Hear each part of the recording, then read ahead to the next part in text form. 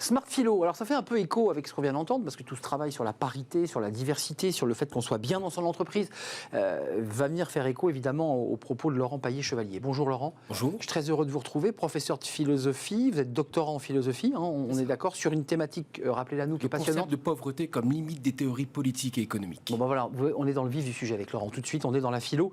Vous nous parlez d'un sujet qui est assez intéressant, une sorte d'équation, et qu'on voit dans l'actualité, c'est le travail, ça doit être d'abord un lieu de bonheur, de bien-être.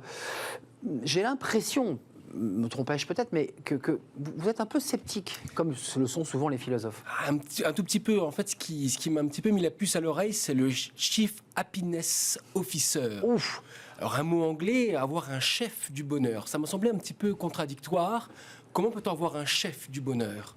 Quelqu'un qui organise le bonheur, qui structure le bonheur. Moi, si je me réfère un petit peu à l'étymologie, le bonheur, c'est la bonheur, ce qui tombe au bon moment, c'est un peu le hasard de l'existence. Et là, l'entreprise me propose un chef du bonheur.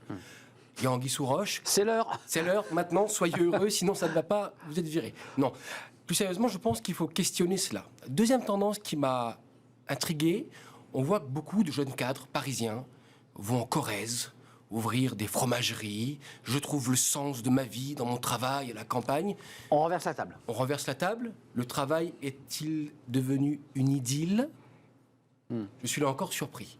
Et je pense que c'est ce rapport qu'il faut questionner entre la volonté d'organiser le bonheur au travail ou la volonté de se créer un travail qui ressemble plus à un conte, une idylle, qu'à la réalité. Alors, concrètement, on voit assez rapidement à travers ce que vous nous dites qu'il n'y a pas vraiment de rapport nécessaire entre le bonheur et le travail. Est-ce que vous êtes d'accord avec ça ? Parce qu'aujourd'hui, on nous dit il n'y a pas d'autre possibilité. Quand on va au travail, il faut qu'on soit bien, il faut qu'on soit accueilli, il faut qu'on soit aimé, il faut qu'on soit accompagné. C'est pas si simple, tout ça.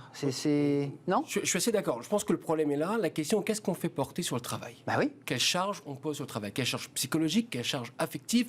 Le travail, c'est ce qui va me rendre heureux. Alors, en bon philosophe, inversons. Si le travail doit me rendre heureux, c'est que le reste ne me rend pas heureux. Exact. Donc en fait, il y a peut-être un déplacement ou une décharge de ma vie personnelle, de mes attentes sur le travail. Alors ça pose l'antique question, je vais faire mon moraliste quelques instants, mais de l'équilibre de vie. Est-ce qu'il faut retrouver un équilibre de vie pour enlever au travail ce poids ? Est-ce que c'est au travail de répondre à cela ? Je pense que notre ami Karl Marx, quand il s'agit du travail, un bon marxiste a toujours des belles réponses. Il a beaucoup écrit sur le travail. Il a beaucoup écrit sur le travail, quelques volumes. Je pense que l'idée, c'est simplement de dire que le travail, c'est un moyen pour pouvoir avoir de quoi subvenir à ses besoins. Le risque, c'est la pauvreté, ou plutôt l'angoisse, c'est la pauvreté. Donc le travail, c'est ce par quoi je me donne les moyens de vivre. Mais si c'est un moyen, ça ne peut pas être une fin. C'est pas un but. C'est pas un but. On est d'accord. Or, le bonheur, dans la vie, c'est un but. Donc il faut peut-être accepter de décorréler le travail comme moyen en vue de me réaliser et le bonheur comme fin.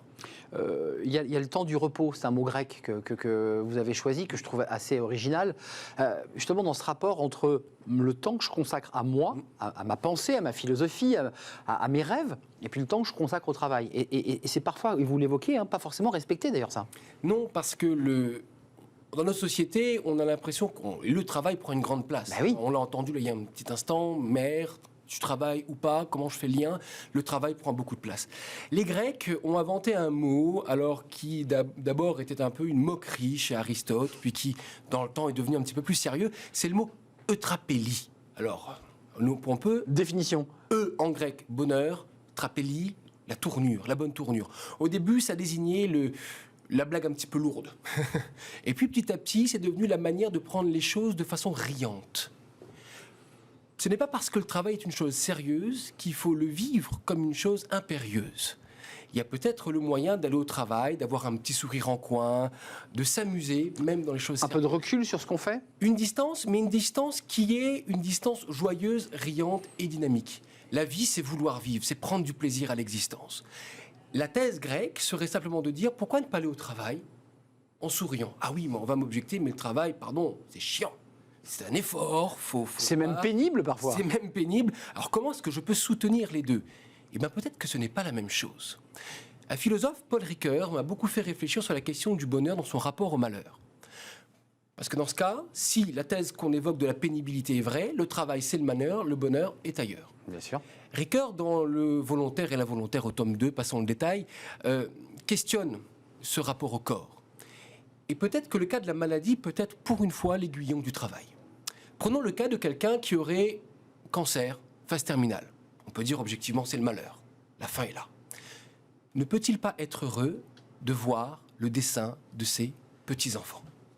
Au cœur Donc de ressentir un bonheur dans une situation dramatique. Un bonheur dans une situation dramatique. Donc il n'y a pas d'opposé entre malheur et bonheur. Il n'y a pas d'opposé. C'est ça l'idée. C'est ça l'idée. Et si on reprenait le même schéma, si au cœur d'un travail difficile, on trouvait le moyen de sourire à l'existence, le petit rayon de soleil, la blague du collègue, mon agrafeuse qui est toujours piquée par le collègue d'en face, et pourquoi ne pas sourire à cela? Pourquoi ne pas chercher dans le travail les petits moments de vie qui rendent le travail plus léger? Mais vous soulevez, excusez-moi Laurent, un sujet très intéressant et profond, notamment dans le monde ouvrier, c'est l'attachement à des métiers excessivement pénibles. Je pense aux mineurs, qui étaient profondément attachés et en larmes. On n'était peut-être pas nés à l'époque, mais peut-être pas vous, mais en larmes lorsque les mines ont fermé. Et pourtant, il n'y avait rien de plus horrible que de descendre à 600 mètres sous terre. Oui, mais le bistrot est une trapélie. C'est-à-dire le moment que je prends avec mes camarades. C'est moi le matin, je prends le train très très tôt, j'habite en province, et je vois moi ces travailleurs dans le bistrot le matin. Heureux moment de trapélie, où on se tape sur l'épaule, on demande des nouvelles, on rigole un bon coup ensemble. Il y a une solidarité, un lien, une fraternité presque. C'est dans ces moments de légèreté, entre guillemets, de trapélie, qui n'empêchent pas le sérieux, qui n'empêchent pas la rigueur, qui n'empêchent pas l'effort. Mais c'est dans ces moments de trapélie, c'est-à-dire des bons moments pour donner à l'existence sa saveur, en fait, qui rend le travail pénible, qui donne un sens au travail pénible. Autrement dit, le sens n'est pas dans le travail, mais le sens du travail, il est sur la petite tape d'épaule le matin dans le bistrot, qui nous permet d'avancer. Si je m'autorise, on est quand même très loin de l'ambiance start-upper, canapé, baby-foot, chief happiness, on est cool, on rigole. Enfin, on est quand même en train, là, à travers ce schéma des mineurs et cette solidarité ouvrière dont on parle, on s'en est quand même largement éloigné, là. On va vers quoi, finalement? Moi, je pense qu'il faut aller vers une prise de distance et une prise de responsabilité. Parce que le bonheur, il est de ma responsabilité. Un autre grec, j'aime bien les Grecs, fait signe qu'il faut en fait avoir en quelque sorte une espèce d'hygiène mentale. Ça va avec le trapélie, d'hygiène intérieure pour être capable d'accueillir les bons moments. C'est pas parce que le travail est difficile que je dois me laisser submerger par le travail. Et si j'apprenais à avoir une petite hygiène de vie, des petits réflexes qui me permettent de baisser la pression, regarder les choses belles, porter attention aux choses qui me rendent heureux.